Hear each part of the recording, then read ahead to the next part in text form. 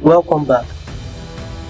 In the previous module, we talked about health, safety, environment, and PAR, which is personnel, assets, reputation, and environment.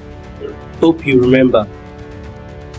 Now in this module, we'll be talking about why safety certification is mandatory and also the reason why you enrolled in this HSE course. Let's begin. Safety certification is now mandatory in many organizations because the certification is a proof that you know what you're doing, and it also provides external validation that you have the skills needed to succeed. And in addition to that, there are government rules or laws which make it compulsory for employers to provide a safe workplace for their employees. Hence, the reason why safety certification is mandatory. Some of the reasons why safety is mandatory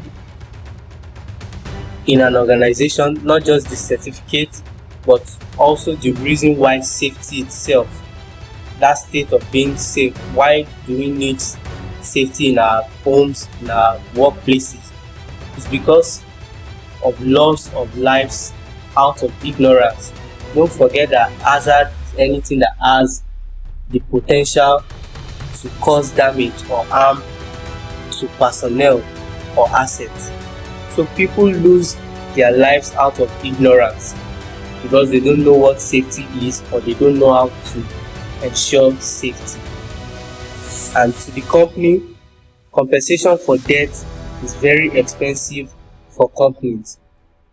The resources that could have been used to purchase more machines or machineries to increase productivity will now be spent on compensation because of the loss of life of a personnel or the destruction of a material.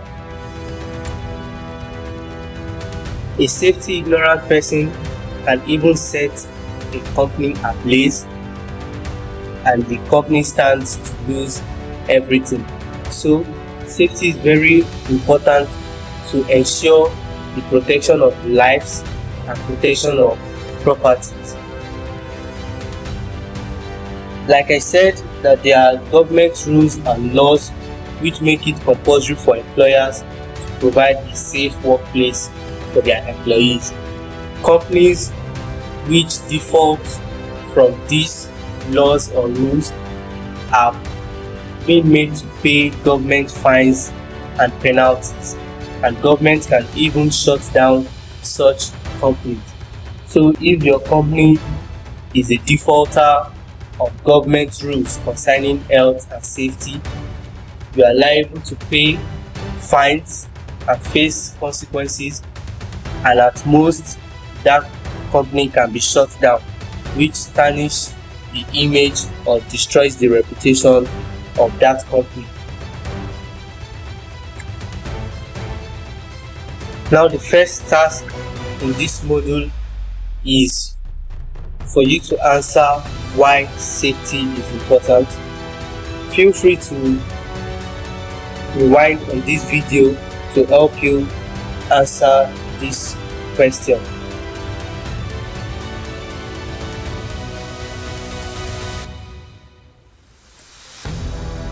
I believe you've completed the first task, why safety is important. The second task you're going to be given is to answer why you are in this training. Why have you enrolled for this health, safety and environment course? Here are some explanations or reasons why you are here. You have enrolled for this course because you would love to learn ways and methods to keep yourself safe anywhere and anytime. Even before you think of the safety of others, you would love to ensure your own safety first. Another reason is to learn methods to fight any unforeseen situation when it occurs. Don't forget, we mentioned incidents, accidents, and near miss. They are all unplanned or unforeseen events. So with the help of this course, you'll be able to learn methods to fight any unplanned situation when it occurs. We are also studying this course to prove to employers that you are ready and suitable to work within any job condition and to keep yourself safe, and to also keep other colleagues, the assets, the reputation of your company safe. Another personal reason why you are taking this course is to give yourself an edge and also increase your stance in the competitive labor market. The certification gives you an external validation that you have the skills needed to succeed, and it's a proof that you know what you're doing. Many other reasons why you're taking this HSE course is because you intend to take HSE as a career, because you're hungry to grow in HSE and get ready for the next level in HSE. When we started this course, I mentioned that this is HSE level 1 and 2. Health, safety and environment training is in different levels. We have the general level, which is HSE 1 and 2, the advanced level, HSE level 3, the supervisors level, level 4, and NEBOSH, which is level 5 to 8. You also want to qualify as a leader to make sure you keep your followers safe and your believers healthy. Now we move into health and safety at work. Before now, we've talked about health, safety and environment. Environment, as we mentioned, is our immediate surrounding. So wherever you find yourself, be it at home, place of worship, or where you have fun with your friends, your family, that is your immediate surrounding, which is your environment. Now we bring it to work. Keeping people healthy and safe at work, everyone has a responsibility. But you, as the safety officer or the HSE certified personnel, it's your responsibility to keep everyone healthy and safe at work. Now write a short definition for each of the terms presented. First word is health.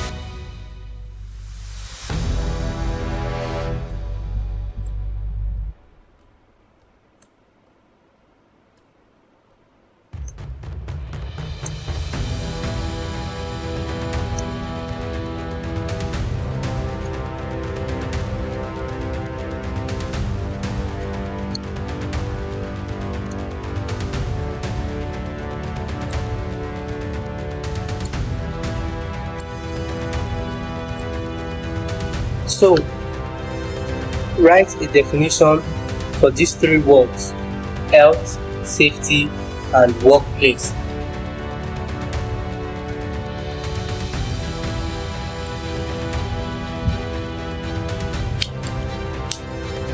I believe you've completed the task. Now let's compare definitions. Health, he said, is the state of total well-being. In the beginning of the training, the first module, he said it is the state of total well-being, not merely absence of disease. So when you feel well and have no illness or injury, that may be health, but not the total definition of health. So you can include, or you must include, total well-being physically, socially, mentally, financially, if you choose to add it. you should add those words in your definition. Safety is when you are protected from harm or danger, or simply the state of being safe. And workplace is anywhere you do your job or anywhere provided by the employer for the employees to work. It could range from an inside area or outside area. Inside being your office or even your bedroom when working from home, outside factories and mining sites. Those are workplaces depending on the task or job given.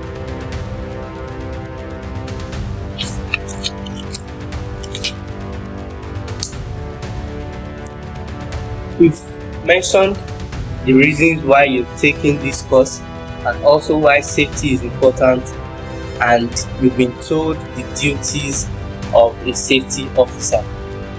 Now, when you say you are HSE competent or HSE certified, not just by words, when you explain to your friends or to your employer that you are HSE certified, what are the things that you should be able to do? What are the things expected of you to do? As a safety competent person or safety certified person, you should be able to identify hazards, assess the risks, establish control measures to prevent incidents or accidents, then also establish recovery measures to mitigate or reduce the consequences in the event of an accident. So when accident occurs, you should be able to establish recovery measures to reduce the consequences or the effects in the event of such accident. As we mentioned, the first thing you should be able to do is identify hazards. So the next task is for you to state some hazards you've encountered or experienced in your workplace. What are some hazards you've experienced in your workplace? After you complete this task, I would like you to spot the hazards you can see in this picture.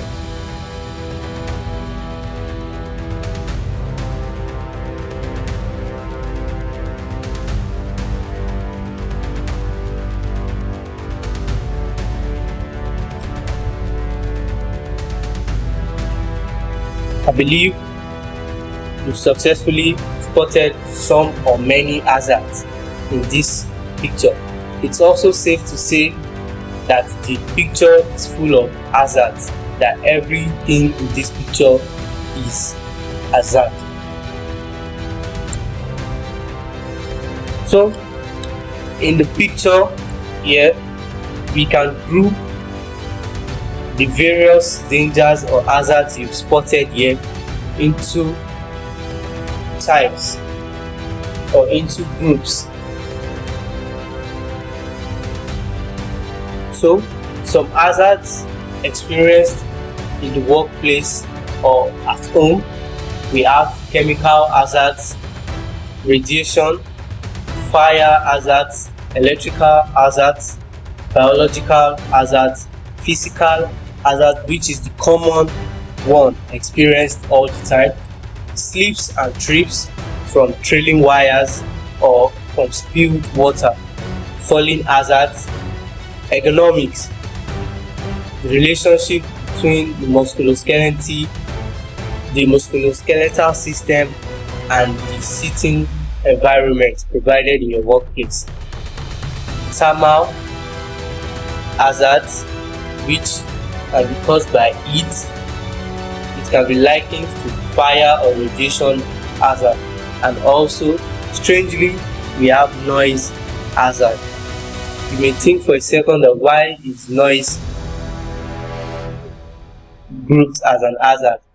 Yes, noise could cause harm to your ear. When you experience noise, unwanted sounds. It's not music, it's not pleasing to the ear. So too much of noise can damage the eardrums or the hearing system, which could cause deafness.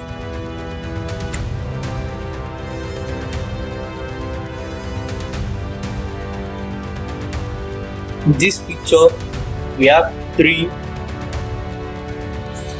engineers here and 3 ladders. Three of them each to a ladder. The first person, starting from the left, is lifting the box and also coming down from the ladder. That is unsafe. That is an unsafe act because he could lose balance and the ladder makes him to fall. Harm or damage is likely to occur, which could become an accident. The third person, or the person in the middle, the second, starting from the left, we can see him stably standing on a ladder and fixing something. His position is firm and is unlikely to fall. But the third person, which is the first from the right, we can see the ladder is using it, though he is yet to climb the ladder, but the ladder is broken, so it is unwise for him to use this ladder. So we can say in this picture that the only safe person is the engineer in the middle, the second engineer. His ladder is fit and he is standing in the position of balance compared to the first engineer and the third engineer.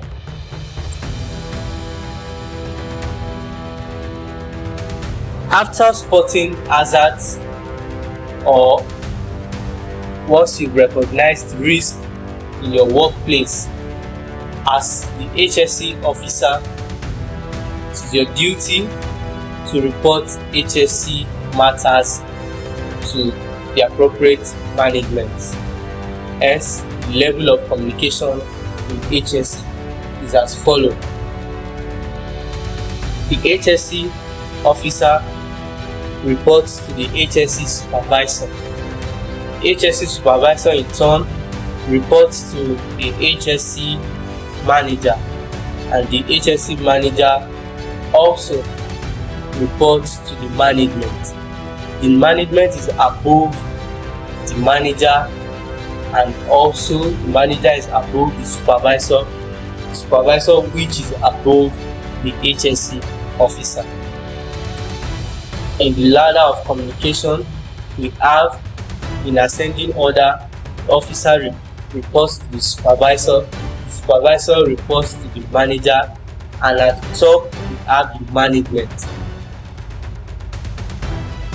To summarize what we've done in this module, we talked about the essence of why safety certification is now mandatory. We talked about the certification and also why safety itself, why practicing safety is important.